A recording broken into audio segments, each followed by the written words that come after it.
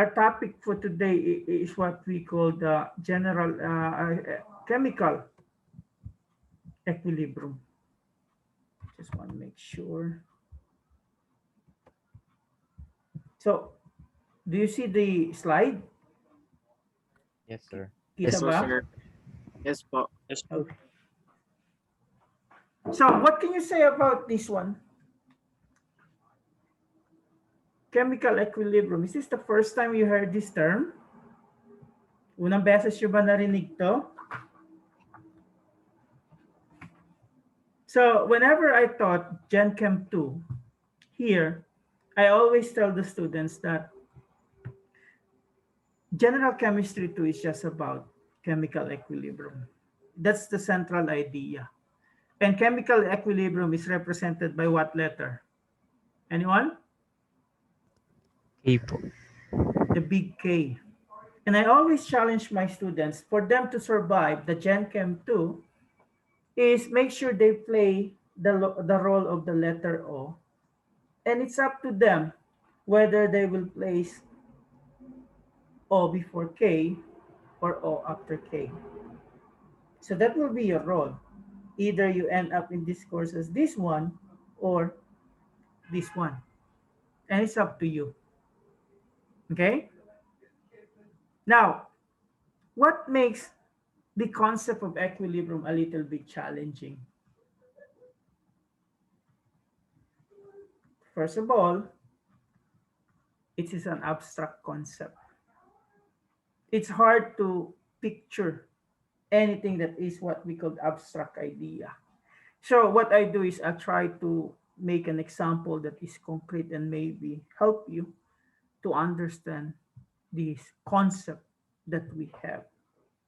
Now, for this chemical equilibrium, or we could say equilibrium, to be more related or understandable to you, you have to assume, okay, that a given reaction is what? Reversible. Now, as of now, maybe all of you knows that the reaction is just weight of what? You have a reactant on the left sides producing products, right? And most of reactions that you have that you know at this time is just like the name of the bond, one direction, right? When I say one direction, it's always from reactants to the product. Now, for the chemical equilibrium to be exhibited, you have to assume that the given reaction is reversible. What does it mean?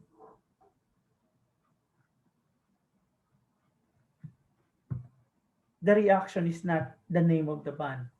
I don't know if you're familiar with the one direction. Okay, so that means your products can be your reactants and your reactants can be your products.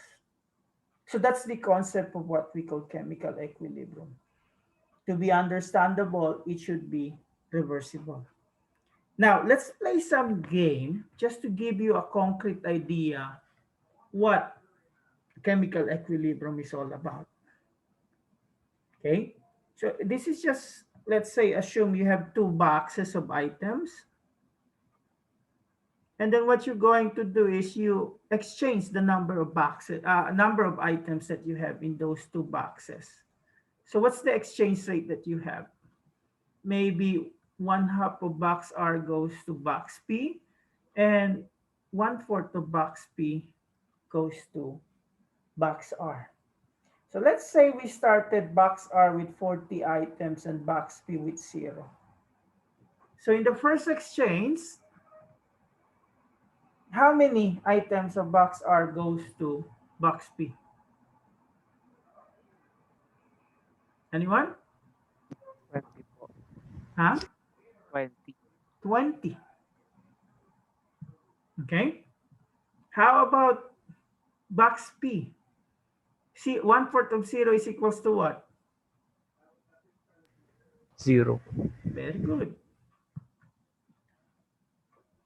So after the exchange, you have here what? 20, because 20 of that goes there. And here, you lose 0, you get 20. And then you're going to go back again. 1 half of 20 is equals to what? 10, 10.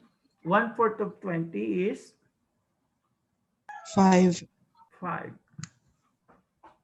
Okay, so after the exchange, you have how many here? 15. You lose 10, you gain 5. And this one, you lose 5, you gain 10. So this is 25.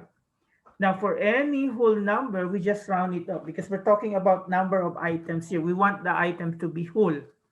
So what is 1 half of 15? 8, 7.5. 8 po. 7.5. When you round up, 8. 8. Now, what is 1/4 of 25? 6 something, 6.25, right? Yes. So if you round it up, it's 6. So after the exchange, how many do you have here? 7. So this is, if you lose 8, you get 6. So this is 13, 13. 13, Okay, and this one, you will have 27. So what's 1 half of 13? 7. 7, 6.5. 6.5, that's 7. And 1/4 of 27 is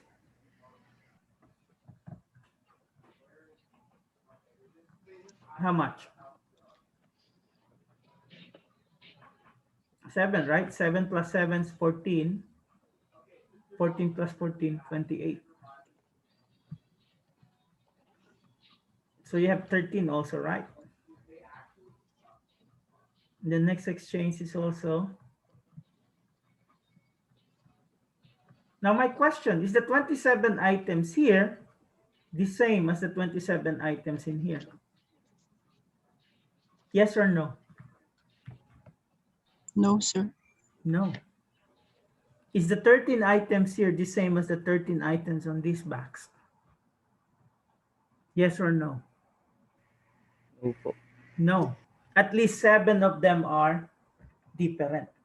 So if you're going to plot here the number of items, the number of exchange, so you could start with box P here at 0.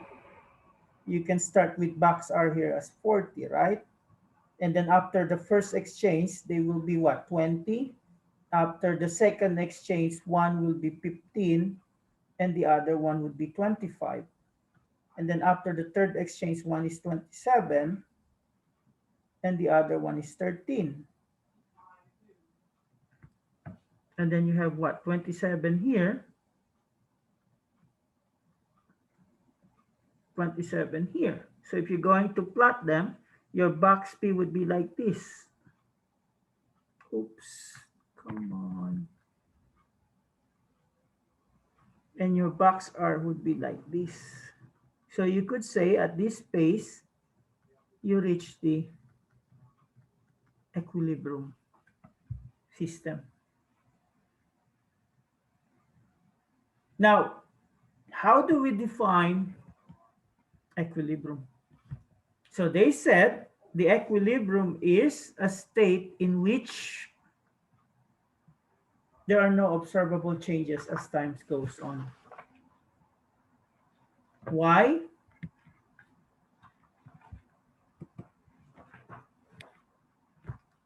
Or when you achieve it, okay, the rates of the forward and the reverse reactions are equal and the concentrations of the reactants and products remain constant. So how are we going to apply it in the example that we have here? So the rates of the forward and the backward reactions are equal. Where do we get that? What number represent that? The 7, right?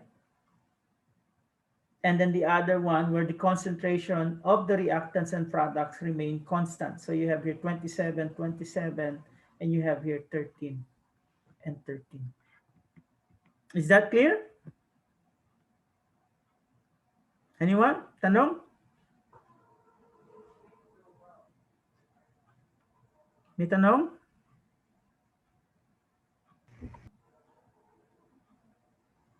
Now, they said when you have a system at equilibrium, usually you have a dynamic equilibrium. And usually it happens in a closed system. Why? So try to imagine this happening in an open system. So if this is happening in an open system, when water vaporize to form the water vapor are just gone. Kasi open siya eh, mawawala lang siya. Teka lang ha.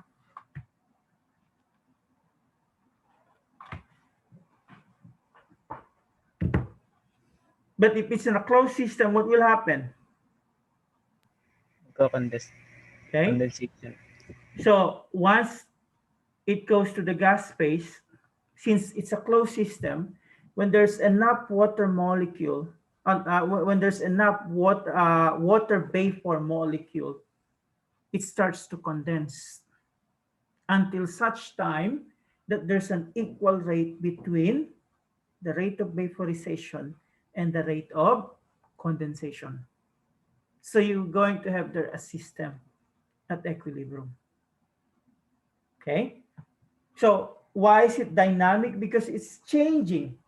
But in reality, your what we call observation is nothing changed. Why? Because the concentration of the reactants in the products remain constant because the forward and the backward reactions are the same.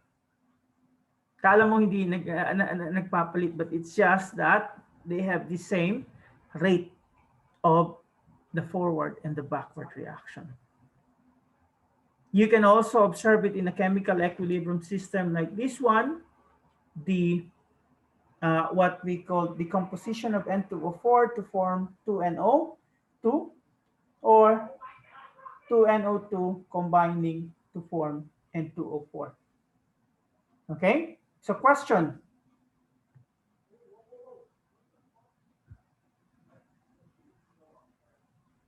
Tanong?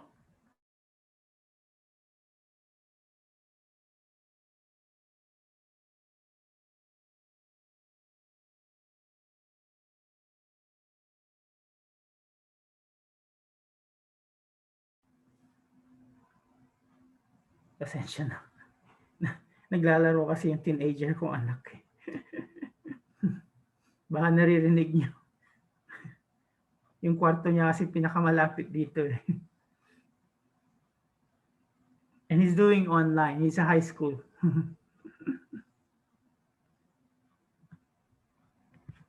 Now, how do we apply the one that I have done in that box game in a chemical system? So you can attain chemical equilibrium whatever is the initial concentration of your system. You can start, let's say, if you have this reaction with just the products and no reactant. So what will happen, you will see this is the product. So after some time, the backward reaction is favored because that's the only one that is present, okay, forming your reactants until such time they reach the equilibrium phase. You can also start it the other way around, where you have the reactants and no products. So what happened? The forward reaction is favored. You form some of the products until such time you have a system at equilibrium. Or you can start it at any point in time or where you have initial amount of the reactants and the products. And then after some time, you reach a system at equilibrium. So you could say you can have different starting points, okay? And you end up with a system at equilibrium. Now, I don't know if you know this, most of the system that, most of the reactions that we have, usually they are in equilibrium. It's rare that you have a one direction reaction. It's rare that you have a reactant on this side producing products on the other side. Usually, it's a reversible reaction. So that's the main theme that you need here. A system has to be reversible, or the reaction has to be reversible. So that's the only way for you to have a system at equilibrium. Now, what dictates this, what we call equilibrium? So how do we know, okay, that you have the same equilibrium constant here? So that's where this so-called law of mass action entered in the picture. So if you're going to, to look at this law of mass action, I think I have something here. That's just some sort of a ratio of the products over the products of the reactant. So if you have this general equation, a coefficient of A plus a coefficient of B producing a coefficient of C plus coefficient of D, the law of mass action dictates that you get the products of these products and divide it with the products of the reactants. So C to the C times D to the D over A to the A times B to the B. So that's the basis of this so-called law of mass action. So this was developed before, introduced by Goldberg and Wadge. And this dictates the equilibrium constant that we know as K. Now, what's the information that you can get from Kc? Or before we go that, let's apply this to the system that we have earlier. So as you could see there, as I told you, you can have different starting point or initial concentration, but whatever happened, when the system reach equilibrium, the value of K is the same. So these are just the three conditions that you have here. So do you have how many here? 5 conditions of different initial concentration. And what happened? When you look at the ratio of the concentrations at equilibrium, all of them gave almost the same, if not close values of K. Okay? So you might say, oh, this is this condition. One, the product is the one that is present initially. This is where the reactant is the one present initially, and this one, both the products and the reactant are present initially. But in the end, if you're going to look at the ratio of the product over the concentration of the reactants, you're going to get the same K value. Check. Analyze. And then if you have question, let me know. May ano lang ako. Kasi maingay pa rin eh.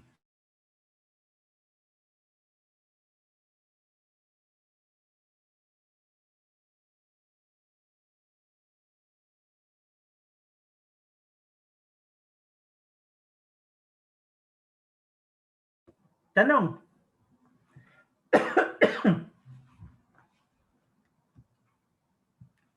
Bago natin puntahan, so what?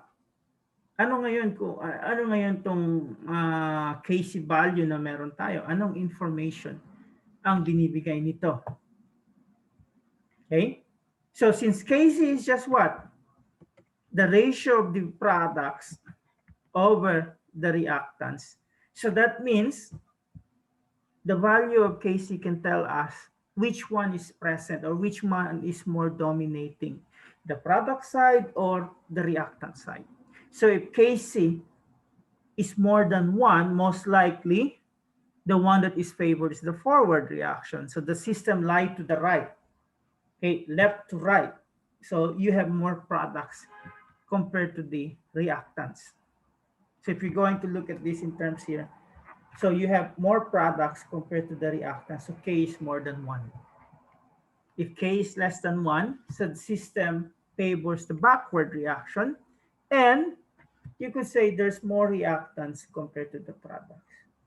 Now, if K is equals to 1, what happened? You have the same amount of reactants and products. Okay? Anybody got that? We're not going to do calculations at least for this week. We just try to do it slowly.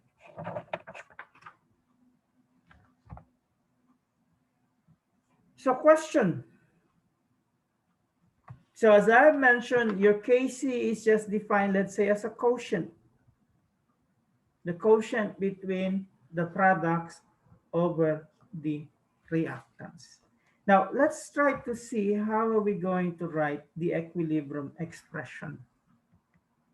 Okay? So we go first with the so-called homogeneous equilibrium. So what are these?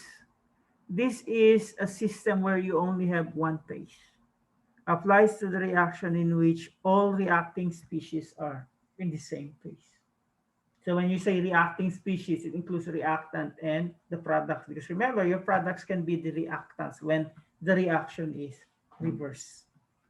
So once again, the Kc for this is this one. Now, since this is what? Gas. So there's another way for you to determine or to express K. Okay? So as I've told you before, when I'm teaching Gen Chem 2, it's all about K. And Kc is the start of all, we could say, hardship of the students have. So what's the other K that can be used here? Since this is gas, you can also express it in terms of partial pressure. Okay? Kp can be defined as what? Partial pressure of NO2 squared over partial pressure of N2O4. So instead of using what? Concentration, you use partial pressure. Now the question, how do we relate the concentration with partial pressure? What law can relate the two? Anyone from your high school? Ideal gas law po. Huh? Ideal gas law po. The ideal gas law. Very good. So you have PB equals to nRT. So if you're going to divide both sides by volume, so that's the pressure and this is the concentration. Now, the thing with this thing, what we call Kc and Kp, in most cases, they're not the same. But there are cases or instances that Kc is equals to Kp. Okay? So what's the overall equation that we have between Kc and Kp? So if we follow the general equation that we have here, we could say Kp is equals to Kc times RT raised to the n. Now the question, what is delta n? So delta n is just the moles of gaseous products minus the moles of gaseous reactants. Okay? Or C plus D minus A plus B. Now, I'm going to derive how we end up with this one. But I want to simplify instead of using this long reaction. So, paano ko isi-simplify? So, I just, let's say, I have one reactant and one product. A of A equals to B of B. So, how will I express it in terms of Kp? Anyone? Paano ko isusulat dito yan? So maybe what? P of B raised to B over P of A raised to A. But I want to express it like this. Anong gagawin ko? So I'm going to put there N of B over B times RT. Okay, raised to what? B over N of A over B times RT raised to A. So anong common sa kanila?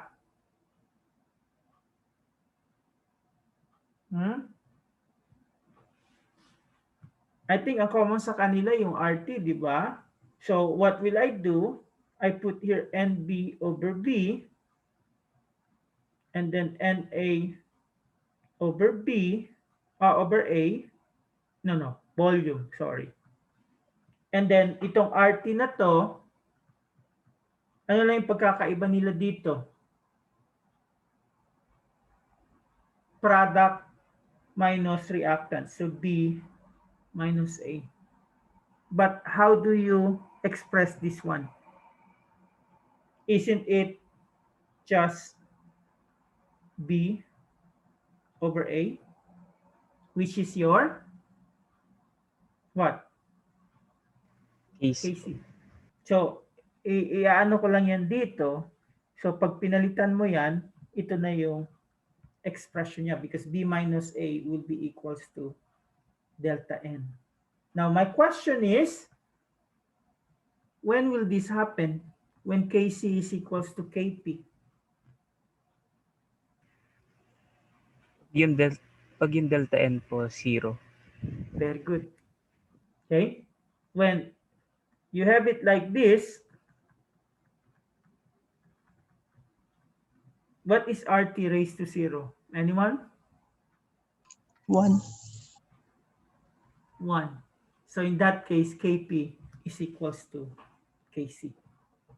So clear? Paano dinerive yun? Ganyan ba yung mga questions sa quiz nyo? Hindi ko pa kasi nakikita yung mga quiz nyo eh. This is my first time to do this, so I don't know how the questioning will be. But I have a lot of answer. I will, because say question. I have a bank of questions that I can get the question for you. Aside from the long quiz, do Professor ano ba apelyido ni Annabel? Gonzalez, right? Is it Gonzalez? No. Abrera, right? Ma'am Annabel Abrera? Yes po. Yep. She was my student before. So that means I'm older than her. Okay. So we will see. Okay. So question on how I derive this one before we do the equilibrium expression. What I'm trying to show you here is you can express the equilibrium not only in terms of Kc, but if you have a gas system, you can also express it in terms of Kp. Okay? So this is a gas system. Now, what if we have an aqueous system? How are we going to write the equilibrium expression? So just like this one. So you have here aqueous, liquid, aqueous, aqueous. So if you're going to follow the law of mass action, it's just what? Product over reactant. So isulat mo lang lahat ng species na nasa product side, divide by all species in the reactant side. But there's a thing here that you need to know. You don't write the liquid. So what happens to the water that you have there? Usually you incorporate that to Kc. Okay? And what's the reason there? Because it's constant. They will not change. Okay? So the Kc that you have there can be expressed here. And later on, you will know that this Kc is known as Ka. Anyone wants to tell me what A means there? Bakit siyang Ka? Or if we go back to the previous one, anong ibig sabihin ng C dito sa Kc? Anyone? Or anong ibig sabihin ng P dito sa Kp? So P here is equals to what? What is the meaning of P here? Pressure. Pressure. Very good. C is what? Here. Concentration. Okay, very good. Concentration. Because some would say it's constant. So if you have a multiple choice there, okay, most likely you will answer the constant because I gave this what we call type of questions in an ACS exam that taken by almost all American students here. And based on the results that we have, half of the students who choose constant instead of concentration. Okay? So what do you think is the A here? Acid po. Very good. Okay, that's an acid.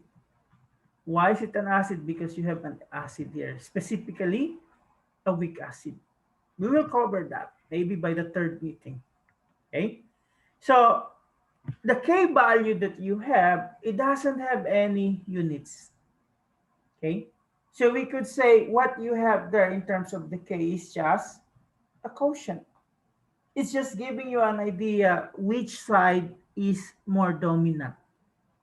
Is it the reactant side or the product side? Okay, so this is how you express the equilibrium expression, or right, how you write the equilibrium expression. So let's try to apply this one. So maybe you might have questions like this in your long quiz.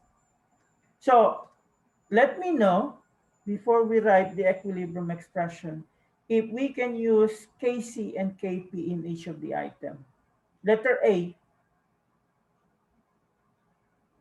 I would say Kc is applicable to this one. So all you need to do is tell me if Kp is also applicable. Is Kp applicable for letter A? Opo. Okay. Opo. So it's Yes po. only Okay. Kc.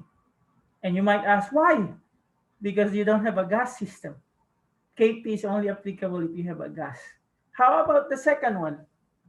Aside from Kc, is Kp also applicable? Yes po. Yes po. Yes. How about the third one? Acetic acid reacting with, if I'm not mistaken, ethanol, producing this one and water. So Kc is okay. How about Kp? Is it applicable? No po. No. So what I want you to do, I just need to get some water, okay, is we're going to write now the expression, the equilibrium expression. So be ready for that.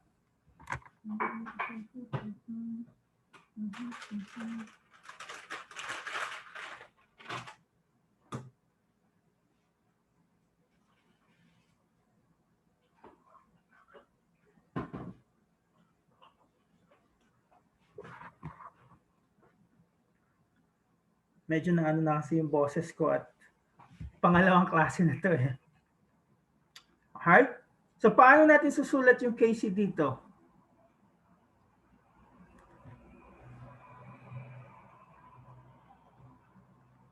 Ha? Nasa taas po H3O times Okay. multiplied by F. And then ano sa baba? Lahat sila or isa lang? Yung HF lang po. HF lang. So, liquid is a constant. You don't include them in the expression. Am I clear on that? Yes po. So how about this one, Kc? So you have NO2. Since there's a coefficient there that's equals to 2, so you put it. And then do the same thing here. You have NO, that's 2. And then you have oxygen. In terms of partial pressure, how are we going to write this?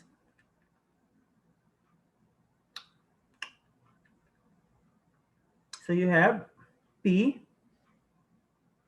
NO2 squared over P NO squared times P O2. Everybody gets that? Ma-assure nyo ba na pag ganitong tanong, tama yung sagot nyo? I always tell that to my students. Can you assure me that you're going to get this correct so that none of you will get a 0 score?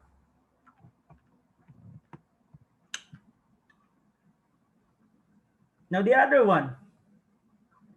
So all you need to do is write down all the one that is in the reactant that is in aqueous form. Do we include water? Most likely not. And then you have this one.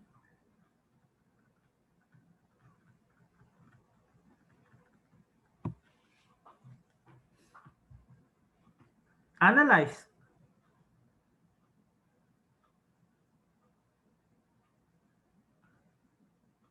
Tanong, kung may tanong. Kung wala, I can proceed to the next one. We're not going to do calculation at this time, as I've told you. Sir, question lang po. Sure. Yung liquids po, hindi po siya kasama sa Yep. equation. When you have a liquid, that's a constant, so you don't include them. Because that means the equilibrium being dynamic in terms of what we call the definition, hindi nagbabago yung liquid concentration. And I will explain it when we go to the heterogeneous equilibria.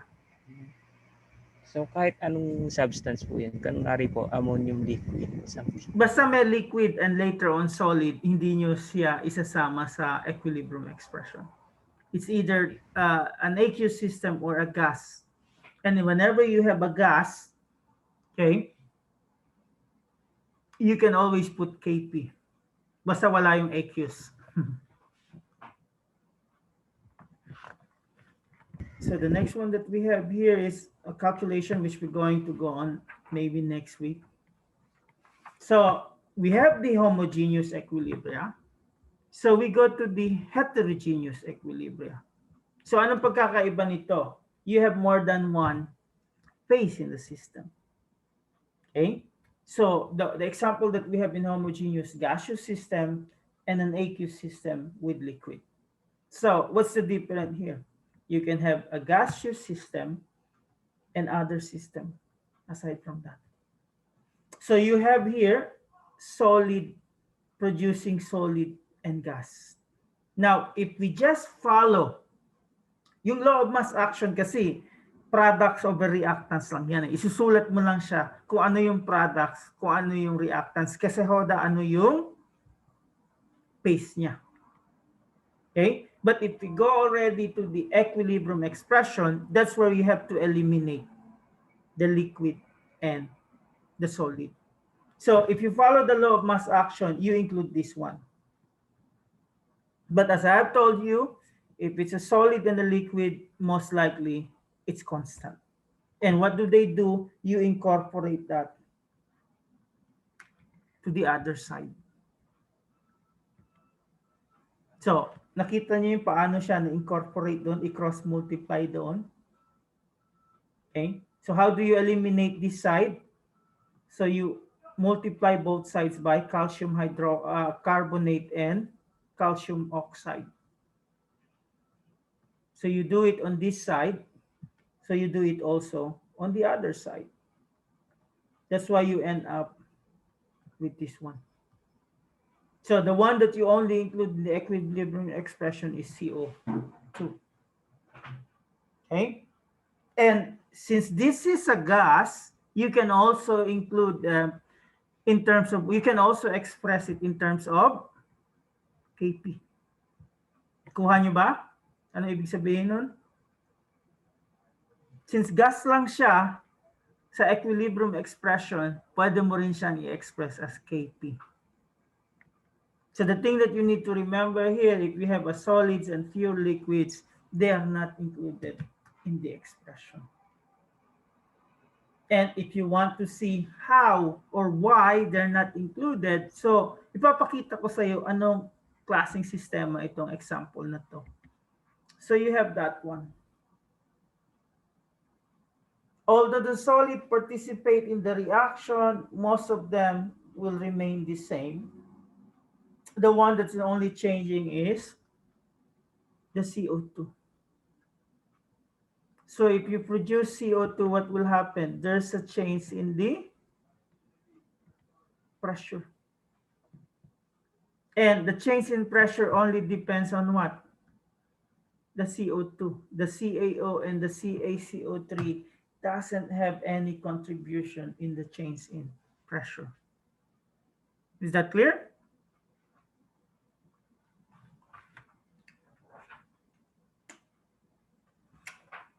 Before we get more example, or we could say more practice in writing equilibrium expression. This one. I can assure you na meron tayong tanong na ganun. So practice na kayo.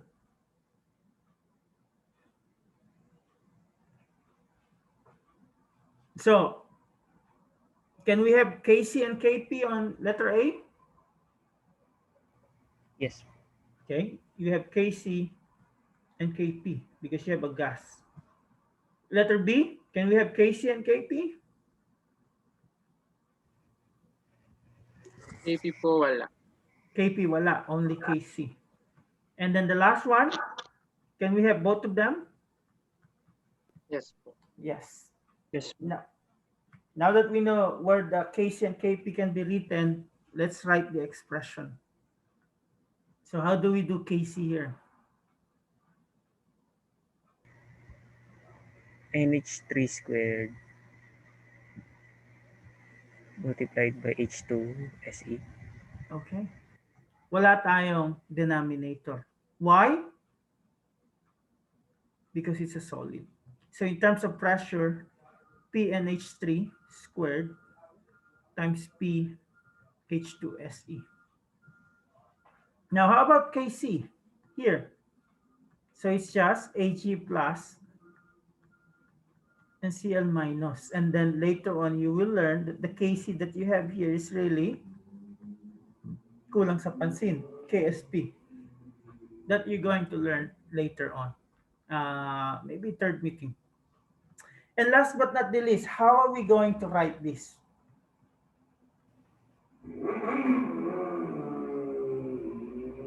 One over CL2 squared.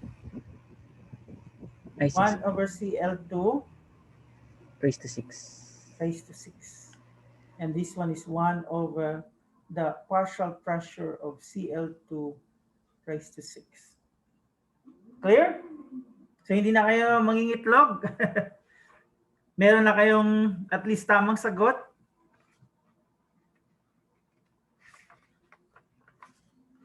And if I'm the one who's going to prepare that, there's always a question like that. Because that's one of the things that you need to know. How to write the equilibrium expression. Tanong. Kaya mahiya. Alam mo, nagugutom na kay tanghalian niya na eh. Ako, hindi pa ako inaantok. Usually, mga 1 o'clock, 2 o'clock ako natutulog dito. So, may tanong? Sir, paano po pag binaliktad ko naman po yung sa question C? Kumbaga, yung reactants po gagawin ko pong products. So, Mag-iiba po. ang mangyayari niyan, ito yung nasa taas. Kung ito yung parang ganito, ganito ba ibig mo sabihin? Yes po. Yeah. So, ang mangyayari, yan yung nasa taas. Tapos yung isa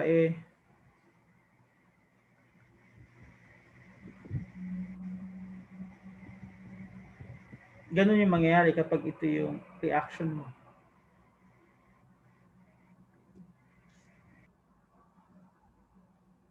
Okay? So, ano yun ko, may part akong inaano gina-jump, pero babalikan natin yan.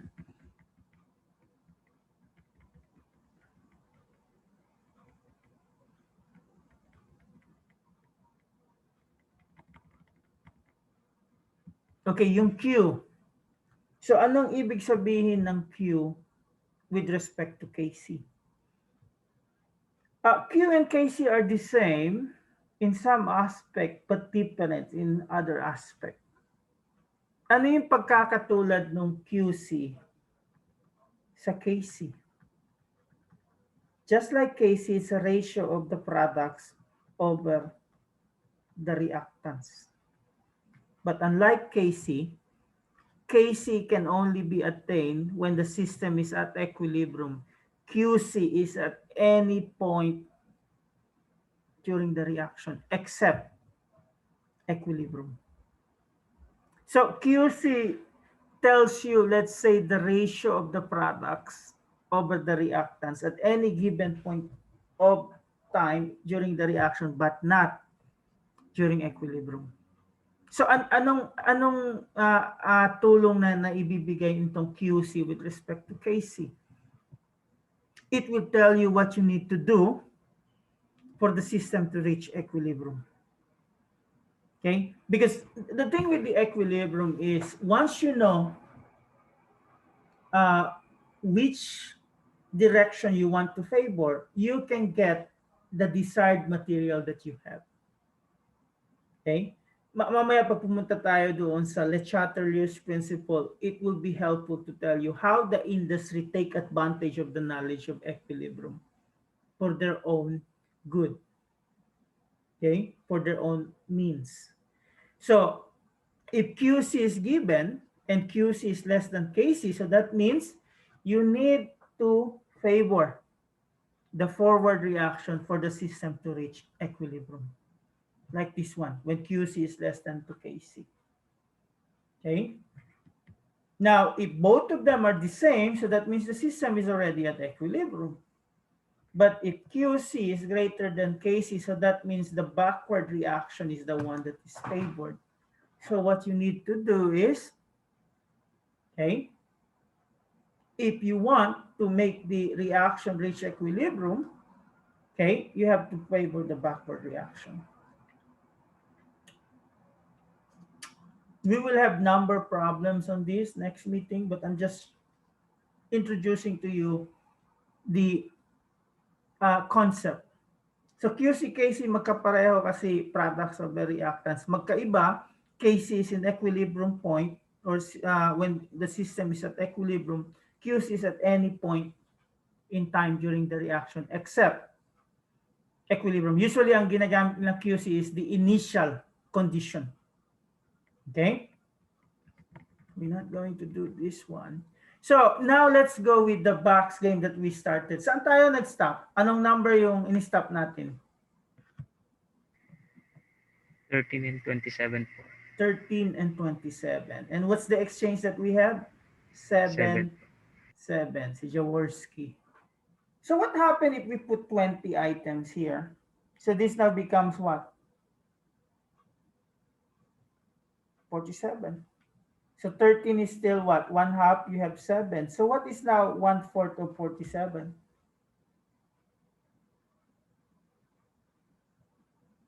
Anyone? 12. 12. So when that happened, 7, you lose 7, you gain 12. That's a gain of 5. So you have 18 here. You lose 5 here. So that's 42. 1/2 of 18 is 9. 9. 1/4 of 42 is 11. 11. And when we have that, this is 20 and this is 40. 1/2 of 20 is 10. And 1/4 of 40 is 10. 10. So ano nangyari ngayon? Pareho na, right?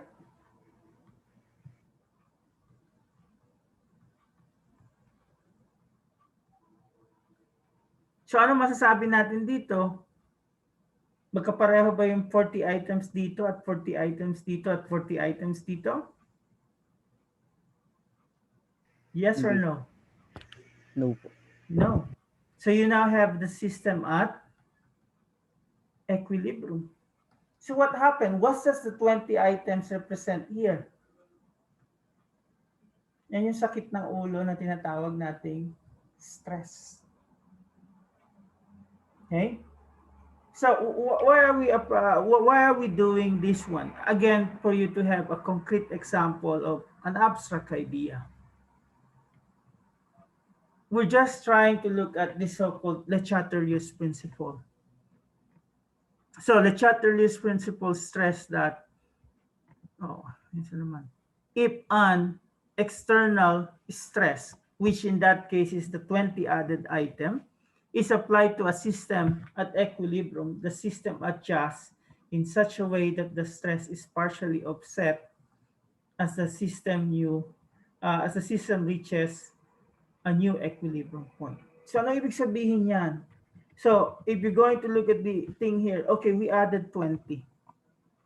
So what does the system do? It tries to adjust itself until the system is at equilibrium. And if we're going to look at, let's say, this reaction that we have here, maybe like this. So what happened here? You add ammonia. So what happened when you add ammonia? It favors the reaction that utilize the added material. So since inad mo yun, nag-favor yung backward, ano nangyari sa concentration ng N2 at H2? Tumaas sila. So adding more concentration to a given species favor the reaction that utilize it. So kapag nag-add ka ng any species, ang pinifavor nito ay yung gamitin yung dinagdag mong reagent o dinagdag mong species. Kapag binawasan mo naman, kapag ni-remove mo to, anong mangyayari? Alin yung magpe-favor, yung backward or yung forward reaction? If you remove ammonia. So the one that is favored is the forward reaction. You're trying to replace the ammonia that was removed. Ano yung stress? Ni-remove mo yung ammonia. And that's how industry take advantage of this knowledge. How do you think Haber developed this NH3? Are you familiar with Haber process? It's one of the most controversial chemists in the world. Bakit siya controversial? He's the one who used chlorine gas as weapon of mass destruction in the First World War. Okay. Now, the only good product that came out of that is he was able to synthesize ammonia out of nitrogen and hydrogen. How did he do it? Anyone knows the story?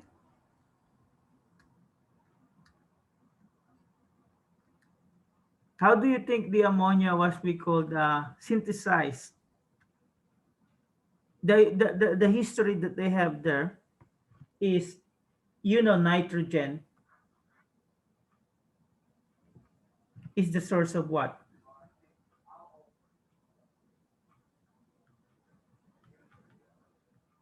Explosives. Can our body synthesize nitrogen? Anyone? How do we supply nitrogen in our body? Anyone?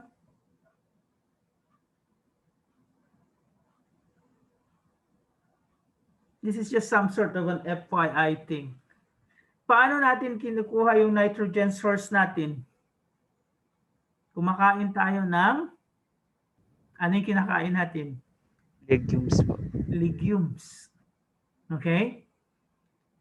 Because what's the problem with nitrogen? So if you nag-Lewis structure ba kayo sa class na to? Hindi. So if you're going to look at nitrogen gas, it goes to our body as nitrogen. It goes out of our body as what? Anyone? So pumasok sa ating katawan as N2, lumabas as ano? NH3? N2 pa rin. Because it's a triple bond, it cannot what we call act upon by our body. So what do you usually do? Sabi nila kapag kumidlat, maraming, ano bang Tagalog sa mushroom? Kabute, right? Is it kabute? Yes po. Why? Because the lightning would what we call break down the triple bond of nitrogen. Because triple bond is a strong bond. So when there's lightning, the energy is enough to break it down. So when it breaks down, the mushroom would absorb this available N nitrogen. And remember, the only way that we can have nitrogen is by the nitrogen fixing bacteria. Yun yung source natin. So noon, ang main source ng Germany for explosive is the guano in South America. Alam niyo ano yung guano? Ebak nung isang, what's bat in Tagalog? Paniki that can be found in South America. So when the Americans blockade this thing, they have to what we call devise a way to synthesize nitrogen. And what this Haber did, mixing nitrogen and hydrogen at high pressure and high temperature would result in ammonia. Paano niya fine-tune yung process? Once ammonia is produced, he remove it. So what will happen? The forward reaction is always favored. You always form ammonia. So naggawa siya ng device na pag nag-form yung ammonia, tanggal agad siya sa system. Because if you don't remove it to the system, what will happen? The ammonia will increase in concentration and then the backward reaction is favored. But to make sure that the continuous production of ammonia is done, once you produce that one, you remove it on the system. So what you do is you just feed the system with nitrogen and hydrogen. So that's the advantage of this, what we call stress. So the thing that you need to know, whenever you add, okay, any species, it favors the one that it will utilize it.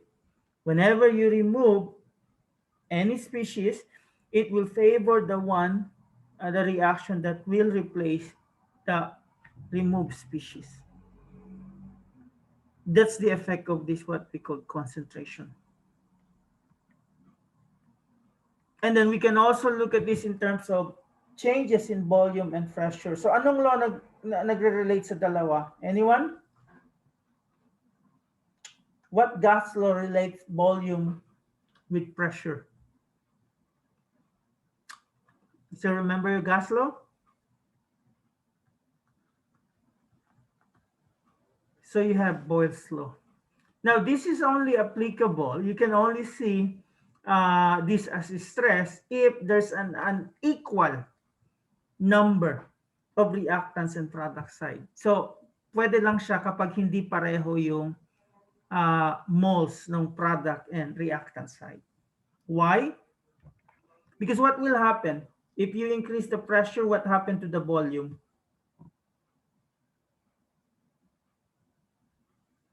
Ano yung relationship ng dalawa?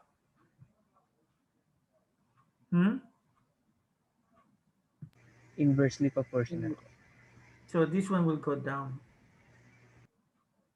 So what will happen here? There should be an unequal side. So this one is the less and this one is the more.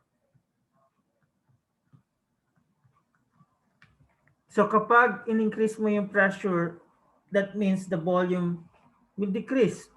So if you increase the volume, increase the pressure, the one that is favored is the one that has less or fewest moles of gas. If you decrease the pressure, what will happen to the volume? It will go up. So the one that is favored is the side with more moles of gas. If you increase the volume, the side with the most of gas is the one that is favored. If you decrease the volume, which happens when you increase the pressure, the side with fewest moles of gas is the one that is favored. Okay? So that is the stress in terms of volume and pressure. Now, another thing that we can look is the effect of the temperature. But we have to be careful on this. We have to know the knowledge about exothermic and endothermic reaction. How do you know these terms? Ano yung alam nyo sa exo at saka sa endothermic reaction? Sa akin, sa mga estudyante ko, sinasabi ko lang, X, N. So when you have X, that means heat exit the system. When you have endothermic, that means heat enter the system. So if you have R, And P, when you have exothermic, you have there an additional heat. Okay? When you have endothermic, yung heat nasa reactant. So the way I ask my students to know this is treat this as one of the reactant if it's endothermic, or product if it's an exothermic reaction. So what happened? If you increase the temperature, so pag tinaas mo yung temperature dito, so increasing the temperature is what? Adding more heat or removing heat?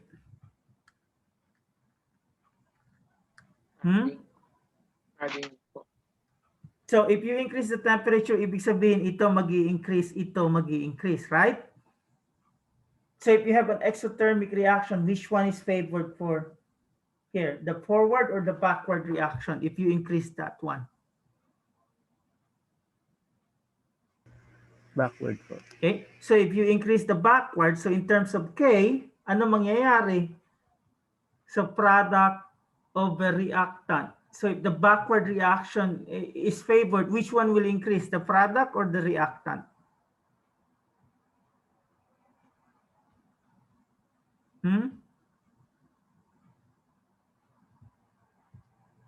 So since nag-ano yung product, nagfe-favor yung backward reaction. So ano man tingin niyo sa R? Dadami to or uunti?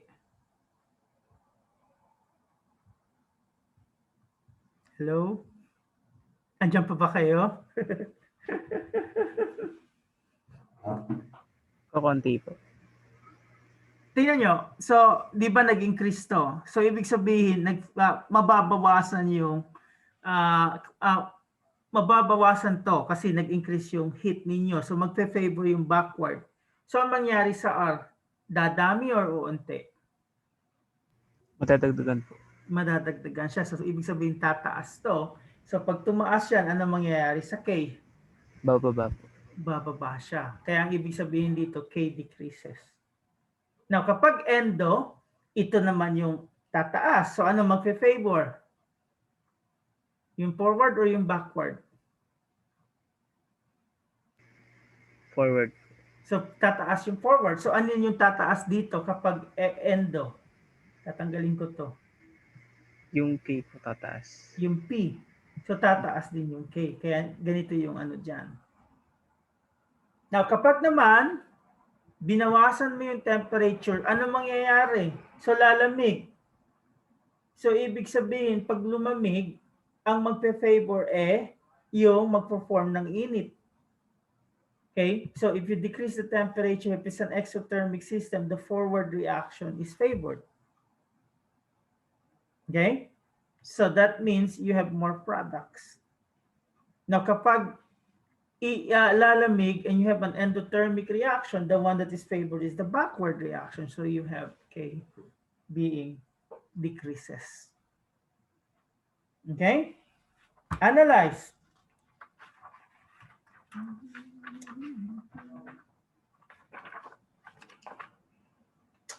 So, sa tingin niyo dito, alin dito yung malamig, alin dito yung mainit na system? So, this is an N2O4. I think I can put it down. NO2. And ito yung given. So, alin dito ang colder at alin dito yung hotter?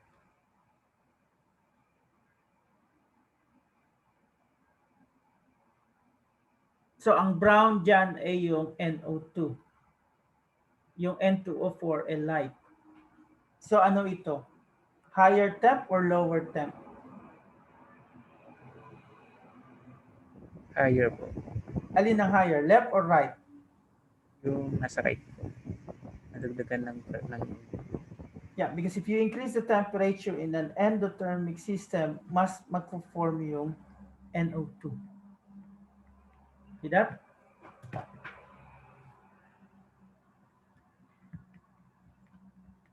So, the last one, and last stress that we have, yung catalyst. Catalyst is anything that makes the reaction faster. Hindi niya pinapalitan yung K, Hindi niya siniship yung position ng equilibrium system. Ano lang yung ginagawa niya? Pinapabilis niya yung reaction. And how did he do that? He makes an alternative pathway, which we will discuss when we go to kinetic. So catalyst lowers the activation energy for both the forward and the reverse reaction. So in short, wala siyang effect sa equilibrium constant at saka sa shift in equilibrium. And if we summarize what we have discussed, so the concentration, it will shift the reaction, but it will not change the equilibrium constant. The pressure, it will shift the reaction provided that they have a different numbers in the gaseous reactants and product side. Pero hindi niya binabago yung K. Volume, kagaya ng pressure, it shift equilibrium but not the equilibrium constant. But temperature, it's going to change not only the shift in equilibrium but also the equilibrium constant. And the catalyst, it has no effect on both the shift in equilibrium and the change in equilibrium constant. So, dyan natin tatapusin yung lesson natin ngayon. So, question. And if you're comfy enough, you can show up your face.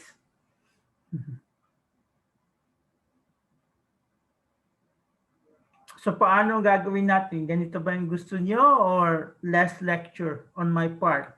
And then question and answer na lang.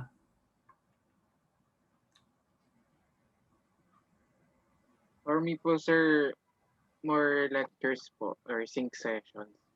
Gusto niyo yung sync session? For me po. Because I'm here at your service. So, kung ano yung gusto niyo, sabihin niyo lang.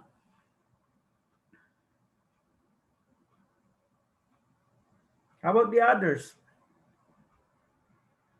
Ganun din po.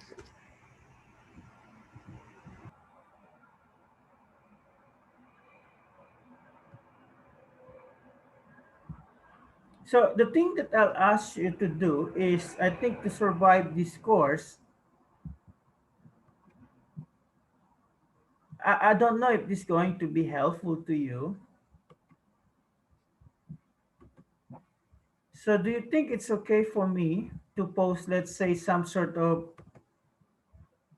questions like this? So let's say, ano ko to, when we say chapter 14, that's your equilibrium. And then what I'm going to do, I'm going to post the answer key for that using my own handwriting. Do you think that will be helpful to you? Yes po, Yes sir. po. Sir, it will be very helpful po. Okay. No, I'm just trying to, because Yes, sir. I'm here to help you. And since I already has this material from my courses here in the US, so might as well post it. Like this one. So may ano na doon. So in addition to the module that you have, you can look at this one. Anyway, to tell you frankly, yung mga quiz ninyo, long quiz is a departmental thing. So pare-pareho yung question doon.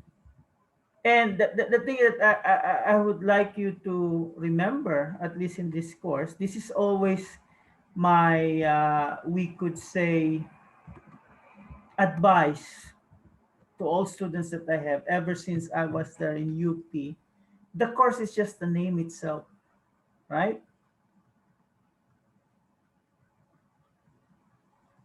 Especially at the setup that we have, your main enemy is not me, it's you. So you might just slay chemist right, do everything that you have, or else, you know, students are usually hard-headed. They want it to do their own way. So at the end of the semester, you can rearrange the letter in chemistry, and maybe you're going to say this to yourself. It's your call. Okay? I always tell that to my students here. And I don't know if I can show you one of the post that my students did when they surprise me and make me cry at the end of the semester. Where's that?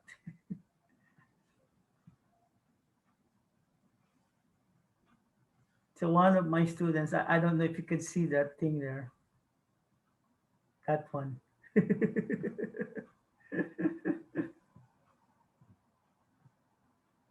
So it's your call. I mean, my main role here is at least to help you understand the material that you have. So any way that you can tell me how I can help you, I'm more than willing to help you. So question, it's almost one. We can hold on if you want, but I have to work on the time that we have. So okay na sa inyo tong Zoom? Yes po. Yes po. How can we ask the other one who are need? You're supposed to be 22 and you're only 11. It's only half of the class that's here.